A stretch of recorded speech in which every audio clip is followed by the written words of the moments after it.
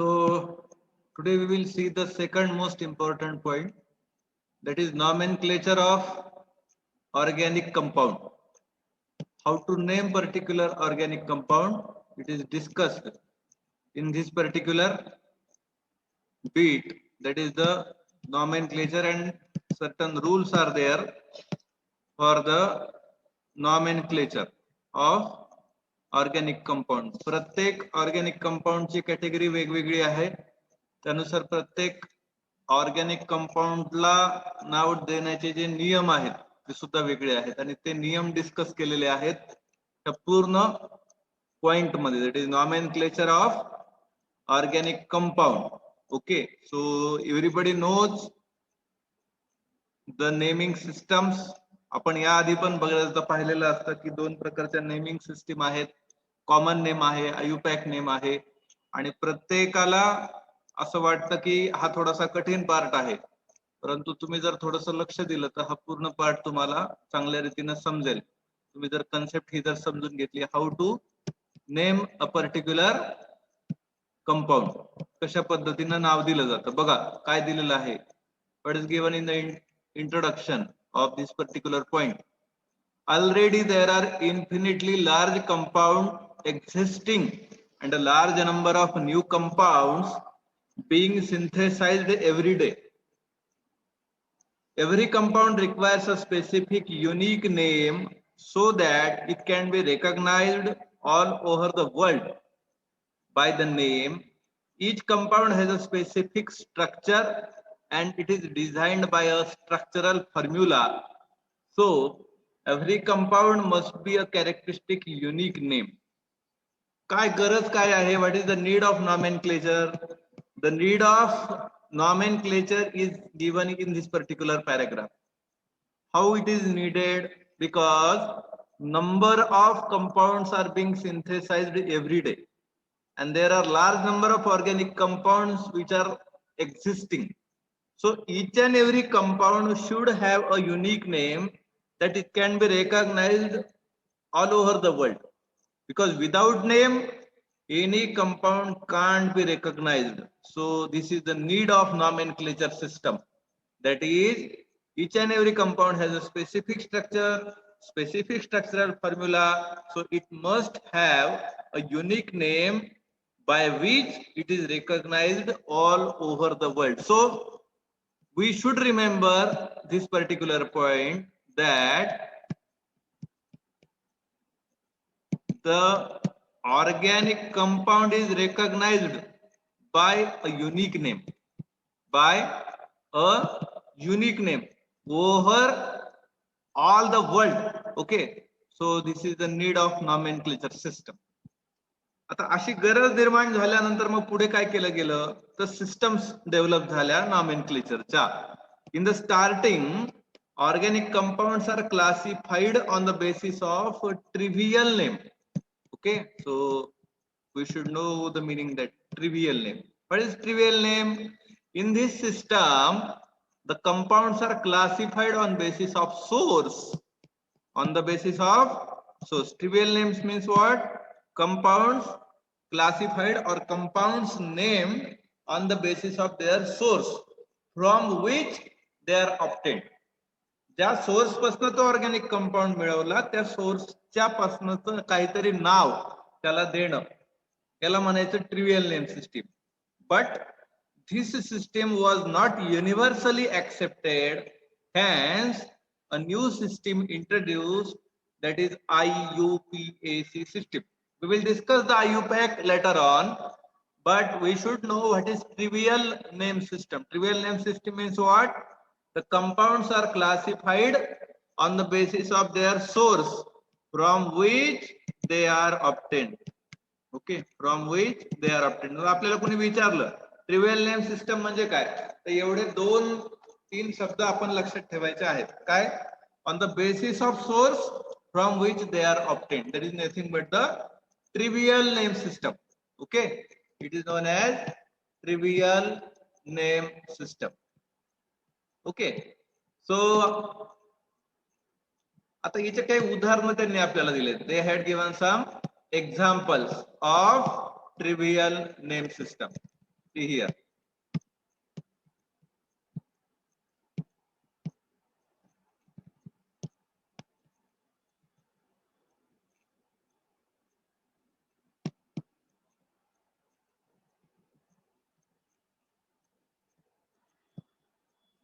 See, these are some examples of trivial name systems. Serial number, organic compound, source, and it's a trivial name. Okay. So for example, this is a methane, CH4. Okay. So CH4 we all know it is methane.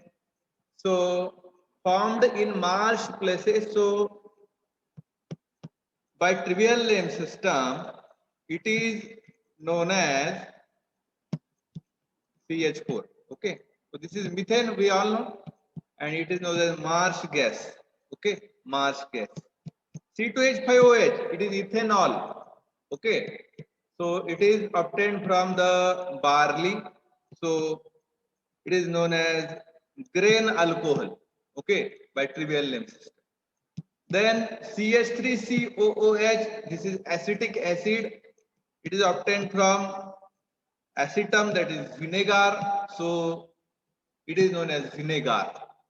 Okay. So likewise, they had given certain examples of certain organic compounds in this particular table that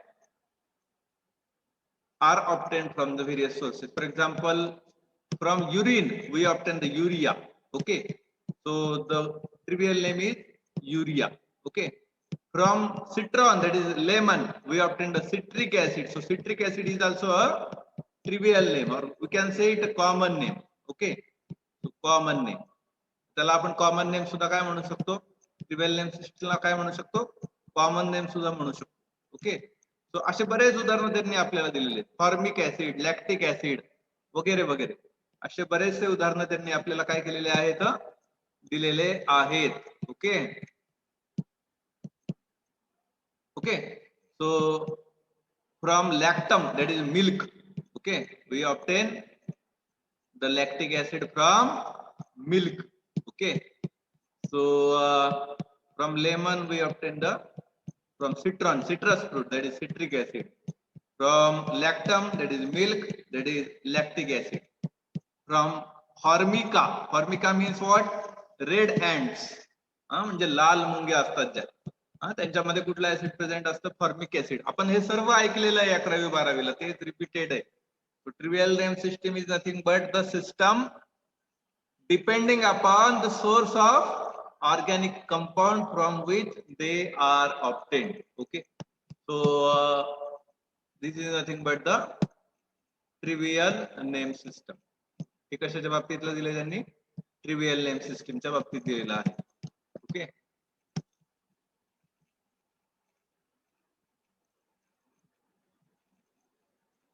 In case of isomers, alkanes will have the prefixes n, iso, neo, and which are used as a following. Okay. So जेव्हा isomers असतात alkanes चे present, तेव्हा prefixes वापरले जातात n, iso, neo. Okay. So according to that, here they had given some introduction regarding the prefixes. What is meant by prefix? So if there is any isomer present, then there is the use of prefix. So first of all, the use of prefix as n. n असा prefix कधी वापरला जातो ते त्यांनी इथे दिले आहे. Okay. When the prefix n is used. Okay. n, use of prefix n. कधी वापरतात बरं use of prefix n? The prefix n is used to denote an alkane which contains continuous chain of carbon atom. N stands for the normal or straight chain. Okay. So yes, correct. N stands for straight chain. जेव्हा सरळ straight chain structure असतं, इथे बघा आता हे straight chain structure आहे. हे जे स्ट्रक्चर पाहायला मिळते तुम्हाला n हेक्सेनचं, हेक्सेन आहे. हेक्सेन आहे म्हणजे किती कार्बन ऍटम आहेत? 6 carbon atom. How many carbon atom? 6 carbon atom. Okay,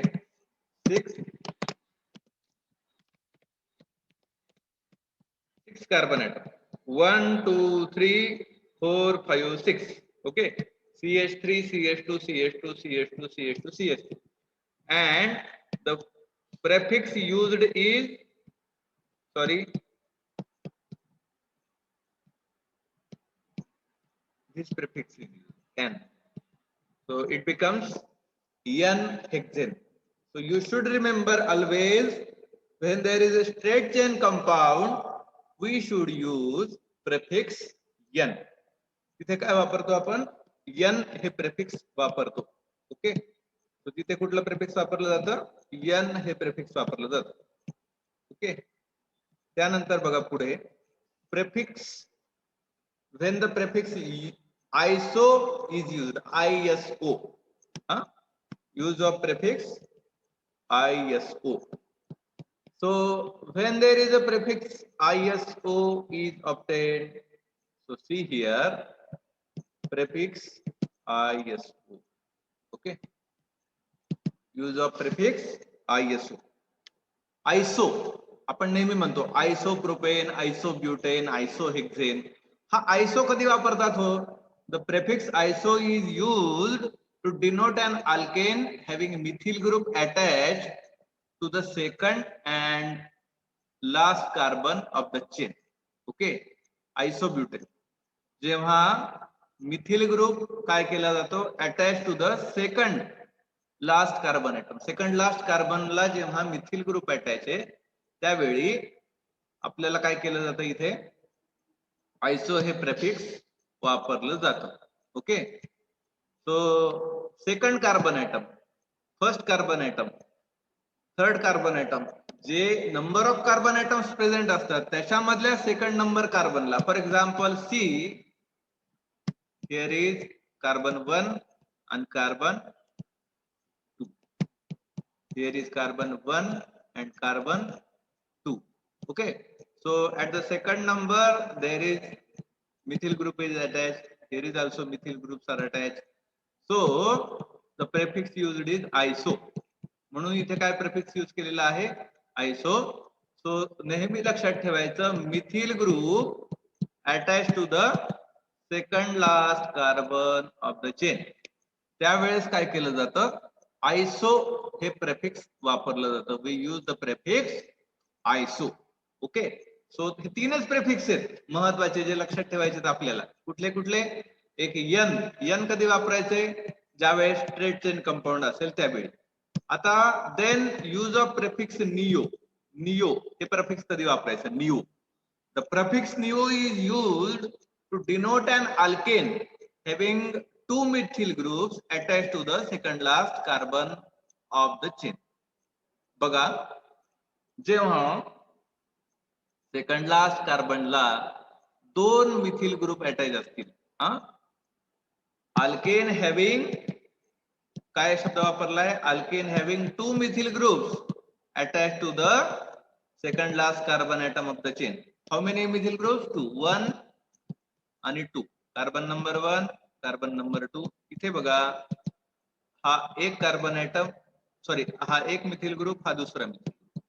इथे सुद्धा बघा 1 आणि इथे 2. हा एक मिथिल ग्रुप, हा दुसरा methyl group. So this is a neohexane. This is neoheptane. Why hexane? Because it contains 6 carbon atoms. Why heptane? 1, 2, 3, 4, 5. So 5. Sorry, 5, 6, 7 carbon atoms. Total carbon atom किती आहे त्याच्यात? 7. So 7 carbon atoms. Okay. So this is the use of prefix neo when alkane is having 2 methyl groups attached to the second last carbon atom of the chain, then the prefix neo is attached. त्यावेळेस काय केलं जातं? Neo हे prefix attach केलं जातं. Okay, so this is the use of prefix at what? The alkene isomeric structures when there are possible, तिथे तिथे आपण काय करतो, हे प्रेफिक्सेस वापरतो. Use of prefix n, then use of prefix iso, and then use of prefix neo. Okay, so it is given. So काय काय पाहिलं आतापर्यंत आपण नॉमेनक्लेचर मध्ये? दोन गोष्टी पाहिल्या. पहिल्यांदा इंट्रोडक्शन मध्ये पाहिलं ट्रिव्हियल नेम सिस्टीम कशा पद्धतीने आहे, आणि नंतर पाहिलं की प्रेफिक्स निओ, यन आणि आयसो हे कशा पद्धतीने वापरलं जातं. आता सेकंड महत्वाची गोष्ट येते त्याच्यामध्ये, आयुपॅक सिस्टीम ऑफ नॉमेनक्लेचर. ही थोडीशी अवघड आहे आणि हीच वर्ल्ड वाईड ऍक्सेप्ट केलेली आहे. काय? IUPAC system of nomenclature. What is the IUPAC name system? So it is having a well-known long form. What is the long form? That is International Union of Pure and Applied Chemistry. So everybody should remember this long form. बऱ्याच जणांना विचारलं तर सांगताच येत नाही. Viva मध्ये जरी विचारलं आम्ही की what is IUPAC, so nobody remember this particular long form. So everybody should remember this long form, that is International Union of Pure and Applied Chemistry. International Union of Pure and Applied Chemistry is nothing but the IUPAC, IUPAC. Okay, so in short it is named as IUPAC. काय आहे IUPAC? It is a systemic nomenclature system. Systemic. In the systemic way, the compounds are named in this particular system. Systemic nomenclature system of organic compound, which is used universally, worldwide. Universally म्हणजे विश्वात कुठल्याही देशात, कुठल्याही nation मध्ये आपण जेव्हा जातो, when we name a certain compound by IUPAC rule, then it is accepted worldwide or universally. It is accepted worldwide. म्हणजे जो डिसएडव्हान्टेज होता ट्रिवियल नेम सिस्टमचा किंवा कॉमन नेम सिस्टमचा, की ती वर्ल्ड वाईड ऍक्सेप्ट केलेली नव्हती, मात्र ही IUPAC नेम सिस्टीम ही वर्ल्ड वाईड ऍक्सेप्ट केलेली आहे. The aim of IUPAC system of nomenclature is to establish an international standard of naming compounds to facilitate communication. का IUPAC नेम सिस्टम तयार झाली? काय होतं तिचा गोल? तर टू एस्टॅब्लिश, काय गोल होता, कशासाठी तयार केली? To establish international standard of naming compound. International standard, काहीतरी आंतरराष्ट्रीय एक दर्जा असावा, आंतरराष्ट्रीय काही नियम असावेत आणि त्या नियमांनुसार प्रत्येक ऑर्गॅनिक कंपाऊंडचं नाव असावं, जेणेकरून सर्वदूर पर्यंत त्या कंपाऊंडची ओळख तीच असेल. That is nothing but the इस्टॅब्लिशिंग a international standard. एक काहीतरी प्रमाण असावं, काहीतरी काय म्हणता येईल त्याला, एक एकक असावं की जेणेकरून सर्वत्र वर्ल्ड वाईड ती एकाच ठिकाणी ऍक्सेप्ट केली जाईल. To facilitate the communication. त्यामुळे काय होईल की कुठल्याही पद्धतीने आपण जर कम्युनिकेशन करण्याचा प्रयत्न केला तर त्या कम्युनिकेशन मध्ये कुठलाही गॅप येणार नाही. The goal of this system is to give each structure a unique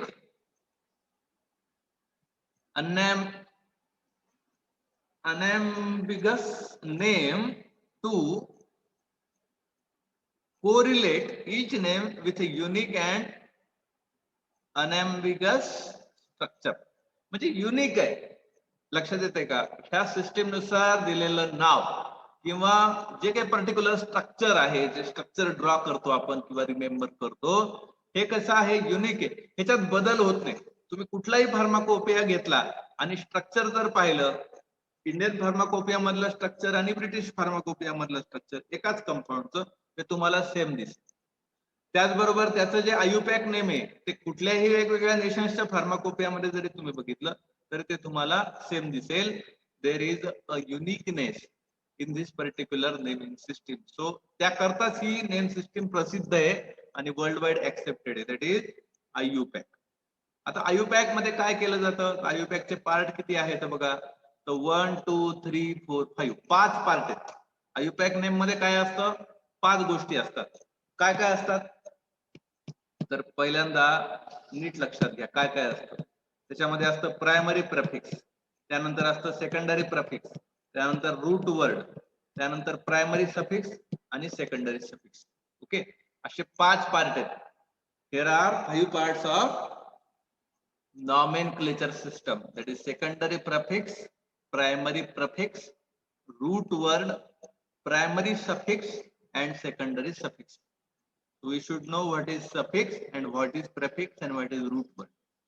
So what is secondary prefix? Secondary prefix म्हणजे काय? So secondary prefix is nothing but it represents the substituents or the branches. What are the substituents present in that particular structure, or what are the branches present in that particular structure? It is represented by the secondary prefix. हे कशानं represent केलं जातं? Secondary prefix न represent केलं जातं. Okay, so it is represented bye secondary prefix. Okay, then what? Then comes the primary prefix. But it comes primary prefix. Primary prefix मध्ये काय असतं किंवा primary prefix कशाला म्हणतात? So what is primary prefix? It is used in the cyclic compound, that is cyclo. Okay, cyclic compound मध्ये primary prefix वापरतात. Cyclo, for example, त्यांनी example दिले cyclo. It is nothing but the primary prefix. Cyclic compound मध्ये याचा जास्तीत जास्त use आहे. त्यानंतर पुढे आहे रूट वर्ड. रूट वर्ड म्हणजे काय? What is root word? So it represents a number of carbon atom in a selected carbon chain.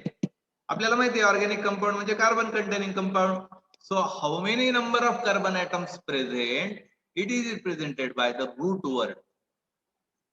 Myth, eth, prop, but. आपल्याला सर्व माहिती आहे. मिथ म्हणजे काय? 1 कार्बन ॲटम. इथ म्हणजे काय? 2 carbon item.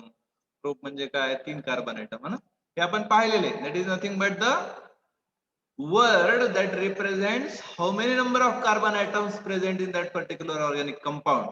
That is nothing but the root word. त्याला काय म्हटलेलं आहे त्यांनी? रूट वर्ड असं म्हटलेलं आहे. बरोबर. त्यानंतर पुढे काय? Primary suffix. काय दिलंय पुढे? Primary suffix. प्रायमरी सफिक्स म्हणजे काय?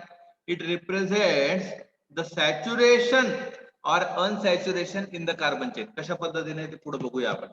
सॅच्युरेशन किंवा अनसॅच्युरेशन म्हणजे काय प्रेझेंट आहे याच्यामध्ये. आता समजा alkane, ANE. ANE is a primary suffix. Means what? These are the saturated compound. Alkane याच्यामध्ये फक्त सिंगल बॉन्ड आहे. त्यामुळे त्याला काय म्हणतो आपण? ANE is a primary suffix. Okay, त्यानंतर ENE अल्कीन, त्याच्यामध्ये double bond.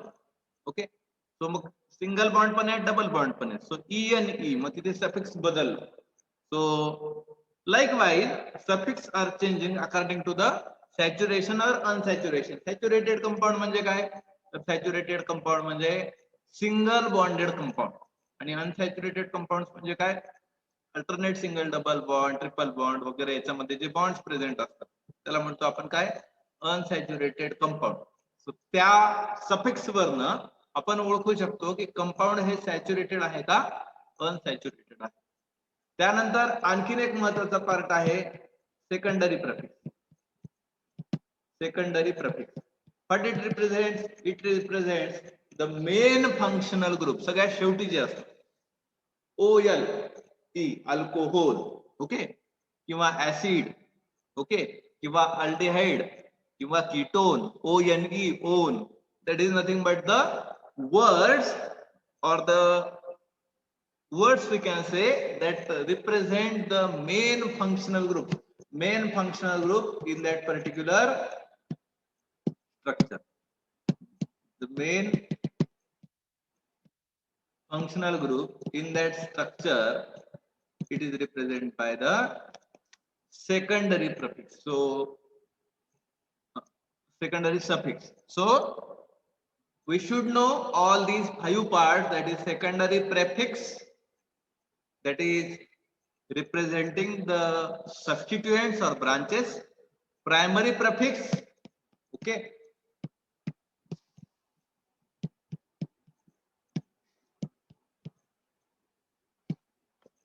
it is used in the cyclic compound, then the root word, number of carbon atom, primary suffix, saturation or unsaturation, and secondary suffix, functional group. Okay, so the MCQs may be asked depending upon this particular theory also.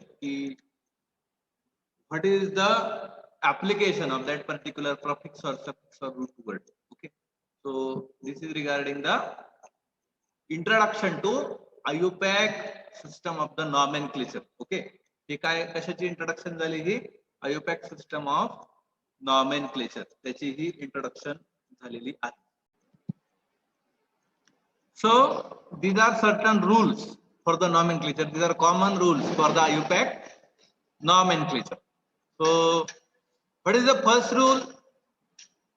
First rule. पहिला rule काय आहे तो सर्वांना माहिती आहे. Okay, what is the first rule? First rule, select the longest chain of carbon. आता carbon chain आपल्याला जेव्हा सिलेक्ट करायची आहे त्यावेळेस काय करावी लागते? लॉंगेस्ट चेन सिलेक्ट करावी लागते. लॉंगेस्ट चेन म्हणजे काय? तर किती number of carbon atom present आहे हे पाहण्यासाठी ब्रांचिंग जरी झालेली असेल तिथे तरी लॉंगेस्ट चेन पाहिली जाते. ओके, मग याच्यामध्ये कशी पाहिली गेली लॉंगेस्ट चेन? 1 2 3 4 5 6 7 8. एक एक्झाम्पल दिले त्यांनी आपल्याला आणि त्या एक्झाम्पलच्या माध्यमातून आता इथे ब्रांचिंग झालेली आहे परंतु longest chain, how many number of carbon atoms are possible or how many number of carbon atoms are present in that particular structure, it is decided by selecting the longest chain. So first and most important rule is select the longest chain of carbon atom. Okay, and the example is given here. Okay,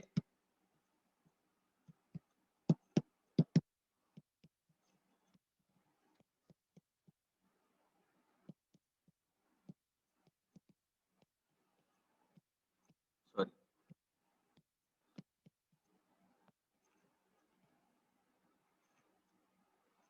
Then what is rule 2? Rule 2 is given here. Rule 2 काय आहे? Rule 2, the lowest नंबरच्या बाबतीमध्ये rule दिलाय त्यांनी. काय दिलाय rule बघा.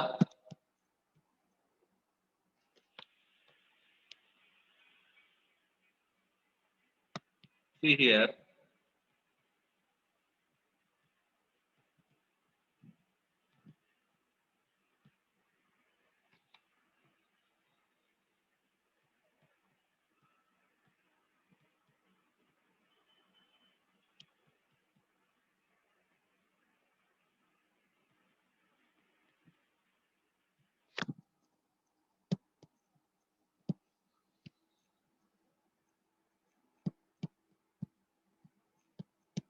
lowest number means what? Selected principal carbon chain is numbered from the side where the substituent or multiple bond or functional group is nearer. लक्षात येते की carbon number 1 principal carbon atom म्हणून कुणाला सिलेक्ट करायचा की ज्यापासनं काय काय जवळ असलं पाहिजे? तर सबस्टिट्यूएंट जवळ असले पाहिजेत. काय जवळ असलं पाहिजे? सबस्टिट्यूएंट. त्यानंतर multiple bond, double bond, triple bond हे जवळ असले पाहिजेत. त्यानंतर फंक्शनल ग्रुप जवळ असले पाहिजेत. ओके, सो सगळ्यात जवळ काय असलं पाहिजे? त्यानंतर सबस्टिट्यूएंट असलं पाहिजे, नंतर ट्रिपल बॉन्ड, नंतर डबल बॉन्ड आणि त्यानंतर फंक्शनल ग्रुप. प्रायोरिटी ऑर्डर पण दिलेली आहे त्यांनी. लोएस्ट पॉसिबल नंबर म्हणजे कमीत कमी नंबरिंग त्याला मिळाली पाहिजे अशा पद्धतीने नंबरिंग तिथे देता येते. आता बघा इथे नंबरिंग दिली, रॉंग नंबरिंग कोणती, करेक्ट नंबरिंग कोणती याच्यामध्ये दिली बघा. याच्यामध्ये ट्रिपल बॉन्ड. ओके, सो 1 इथे दिलाय, इथे 2, इथे 3, इथे 4, इथे 5. परंतु इथे सबस्टिट्यूएंट आहे CH2, डबल बॉन्ड CH2. त्यामुळं करेक्ट नंबरिंग जी आहे, करेक्ट ऑर्डर जी आहे हे बघा इथे सरळ गेली नंबरिंग अशी 1 2 3 4 5. ओके, परंतु इथे कशा पद्धतीने गेली आहे? 1 2 3 4 आणि 5. ओके, तो इथे का दिला 5 हा? कारण इथे काय आलाय आहे? सबस्टिट्यूएंट आलेला आहे. सो आपल्याला रूल काय सांगतो, सगळ्यात जवळ काय असलं पाहिजे, पहिल्यांदा तर सबस्टिट्यूएंट असलं पाहिजे. सबस्टिट्यूएंट नसेल तर काय असलं पाहिजे, सॉरी, सगळ्यात आधी जवळ काय असलं पाहिजे, फंक्शनल ग्रुप असला पाहिजे. हा, ग्रेटर दॅनचं चिन्ह आहे ना, सगळ्यात आधी फंक्शनल ग्रुप, त्यानंतर डबल बॉन्ड, त्यानंतर ट्रिपल बॉन्ड आणि त्यानंतर सबस्टिट्यूएंट. ओके, आता इथे फंक्शनल ग्रुप, त्याच्यानंतर डबल बॉन्ड नाही म्हणून ट्रिपल बॉन्ड, त्यानंतर इथे सबस्टिट्यूएंट. सो या पद्धतीनं प्रायोरिटी ऑर्डर जर ठरवली आपण तर लोएस्ट पॉसिबल नंबर मिळावा या हिशोबाने आपण काय दिली पाहिजे, नंबरिंग दिली पाहिजे त्या particular chemical structure. Lowest possible number असा हा रूल आहे. हा, लॉंगेस्ट चेन पहिला रूल होता. सेकंड रूल आहे lowest number. Okay, so lowest number. What is third rule? See here, third rule. तिसऱ्या रूल मध्ये काय दिले त्यांनी आपल्याला बघूया.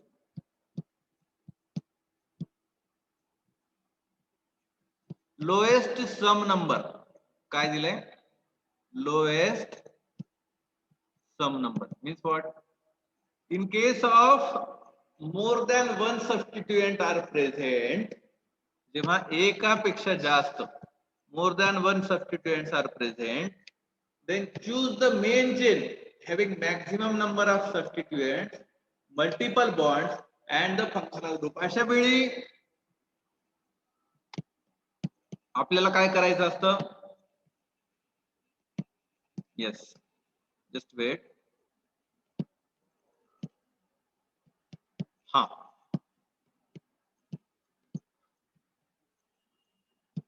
अशा वेळी काय करावं लागतं, तर अशी चेन सिलेक्ट करावी लागते जिच्यामध्ये काय असतील, मॅक्झिमम नंबर ऑफ सबस्टिट्यूएंट असतील. Select the chain or choose the chain having maximum number of substituent, multiple bond and functional group. हा रूल आहे. हा, म्हणजे काय, मेन जी चेन आपल्याला सिलेक्ट करायची आहे ती कशी सिलेक्ट करायची आहे, की जिच्यामध्ये जास्तीत जास्त फंक्शनल ग्रुप असतील, मल्टिपल बॉन्ड असतील आणि सबस्टिट्यूएंट असतील.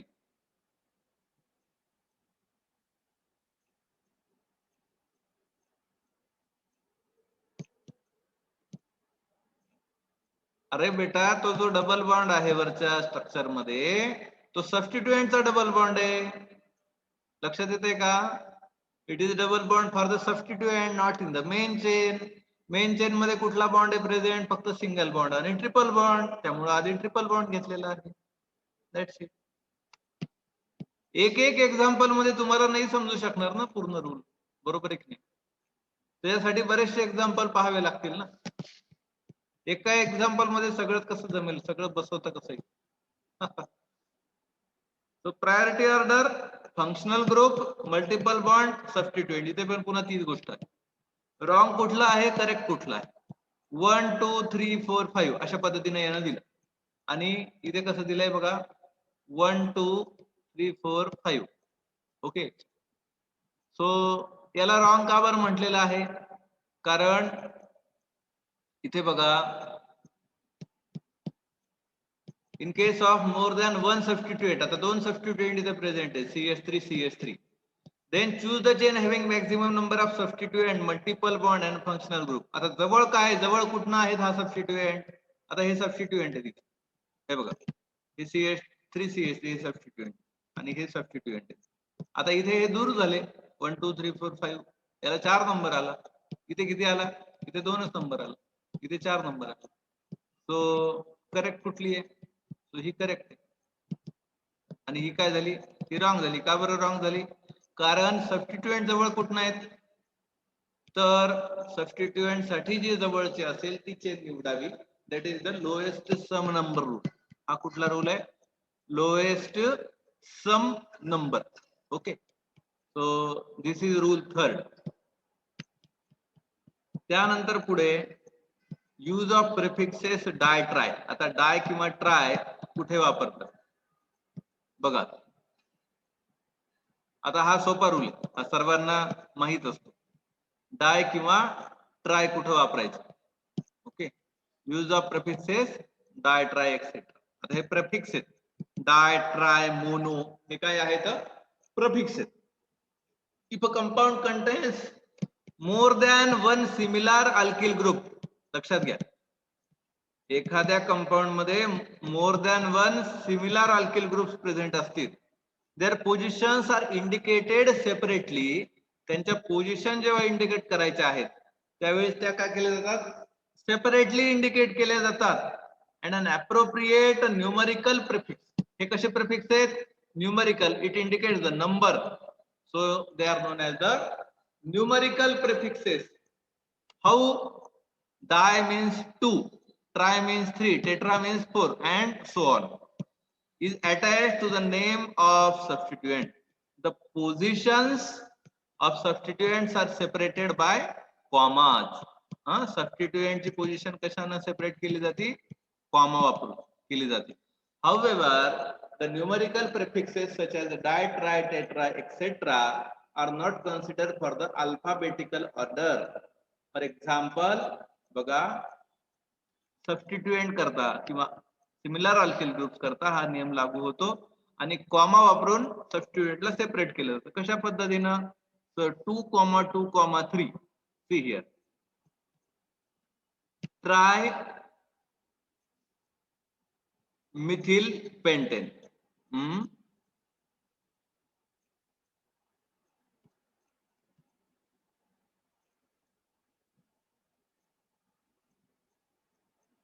How it is given?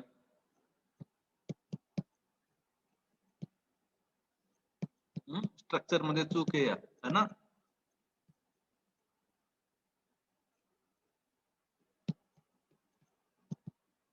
To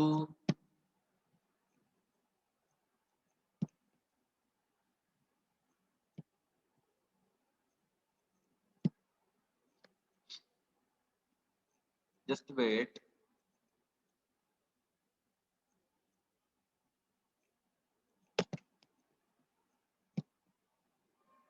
याची चुकलेलीच आहे नेहमी.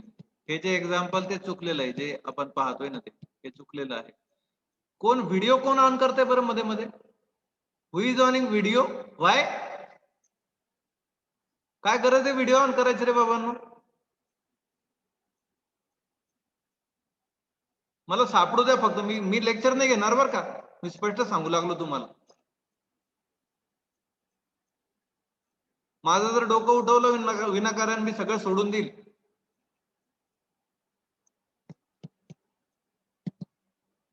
ती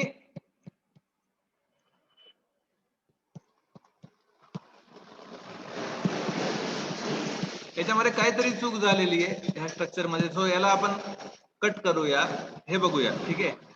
सो याच्यामध्ये बघा 2,3 डायमिथिल पेंटेन. आता बघा 2 नंबरला मिथिल ग्रुप आलाय, 3 नंबरला मिथिल ग्रुप आलाय आणि पेंटेन का दिलाय तर 1 2 3 4 5 5 कार्बन ऍटम आहे म्हणून इथे काय वापरलाय, पेंटेन. So 2,3 dimethyl सबस्टिट्यूएंट.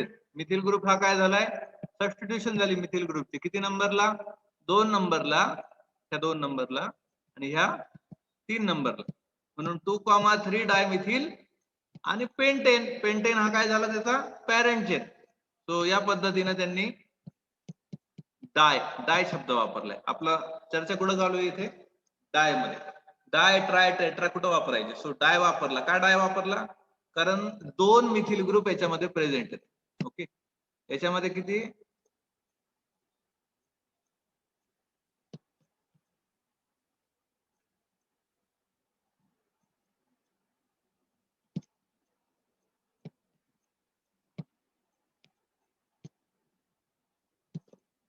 काय लिहिलं त्याचं नेमिंग, 3 मिथिल 4 डायमिथिल पेंटेन.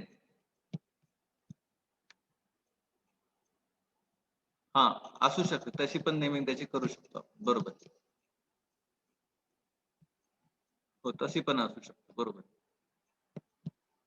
ते चुकलं सोडूनच द्या ना, त्याच्या कुठं नादी लागतं आता, नका नादी लागू त्याच्या. करू शकतो पण काहीतरी त्याच्यामध्ये प्रिंट मिस्टेक तरी झालेली आहे किंवा काहीतरी झालेलं आहे. So forget that one. इथे एक एक्झाम्पल आहे ना आपल्या समोर, 2,3 डायमिथिल. आपल्याला फक्त शोधायचंय काय, कीवर्ड डाय ट्राय कुठे वापरायचं. ओके, सो या पद्धतीने आहे. तुम्ही दिलेला आन्सर पर कदाचित चूक असू, आपलं बरोबर असू शकतं, काही अडचण नाही त्याच्यामध्ये. Okay, so this is rule for use of prefixes, di, tri, etcetera. Okay, त्यानंतर पुढे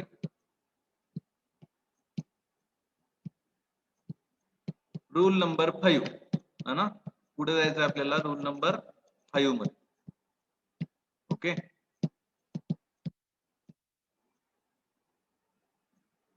रूल नंबर 5 काय आहे? If two different alkyl groups are located at the equivalent position, then the numbering in the carbon chain is done in such a way that alkyl group which comes first in the alphabetic order gets the lower position. बघा, alphabetical order नुसार इथे rule दिलेला आहे त्यांनी. when two different alkyl groups are located at equivalent position, एकाच जागेवरती काय आलेले आहेत? दोन ग्रुप आलेले आहेत. फॉर एक्झाम्पल 3 नंबरला काय आलंय? एक मिथिल ग्रुप आलाय आणि दुसरा काय आलाय?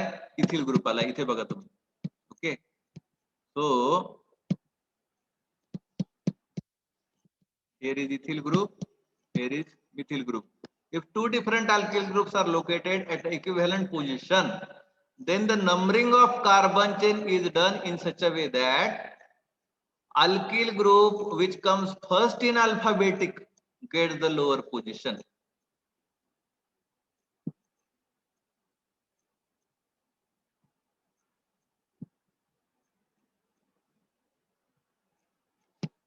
जो अल्फाबेटिकल ऑर्डर नुसार पहिल्यांदा येतो, it gets the lower number. Okay, so इथे त्यांनी नाव दिले त्याचं 3-ethyl 2,3 डायमिथिल पेंटेन, या पद्धतीने त्यांनी त्याचं नाव दिले. त्यानंतर 6th रूल दिलाय,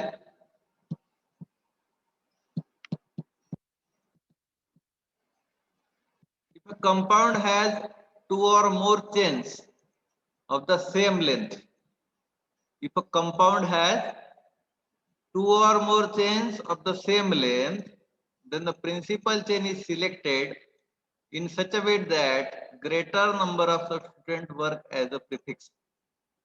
जेव्हा एखाद्या कंपाऊंड मध्ये 2 किंवा त्यापेक्षा जास्त चेन असतील सेम लेंथच्या, the principal chain is selected. Principal chain कुठली सिलेक्ट करायची अशा वेळी? In such a way that greater number of substituent work as a prefix. याच्यामध्ये एक्झाम्पल दिले त्यांनी, एक करेक्ट दिले, एक रॉंग दिले. आता बघा, 3 इथिल 2 मिथिल हेक्सेन, हा, आणि इथे काय दिले त्यांनी? 4 इथिल 5 मिथिल हेक्सेन. म्हणजे काय? तर थोडक्यामध्ये सांगायचं असं की सबस्टिट्यूएंट्सला कमीत कमी पॉसिबल नंबर इथे पण मिळाला पाहिजे. Rule number 8, some of the functional groups always work as a prefix. For example, प्रत्येक फंक्शनल ग्रुपचे काही प्रफिक्स आहेत, त्याच्यामध्ये हॅलो, अमायनो, इमिनो, अल्किल. आता हे पुढे पुन्हा आणखीन शिकायचं आहे. वर्ड रूट वर्डच्या बाबतीमध्ये आपण आताच पाहिलं. रूट वर्ड, एक कार्बनला मिथ, 2ला इथ, 3ला प्रोप, 4ला ब्यूट, वगैरे वगैरे वगैरे. हा, 19-20 पर्यंत त्यांनी दिलेलं आहे. सो हा टेबल थोडासा बघून घ्या रूट वर्डचा. आणि त्यानंतर मग पुढे सुरू होतात माझ्या मते स्पेसिफिक काही नियम वेगवेगळ्या हायड्रोकार्बनचे. सो ते आपण नेक्स्ट लेक्चर मध्ये बघूया. ओके.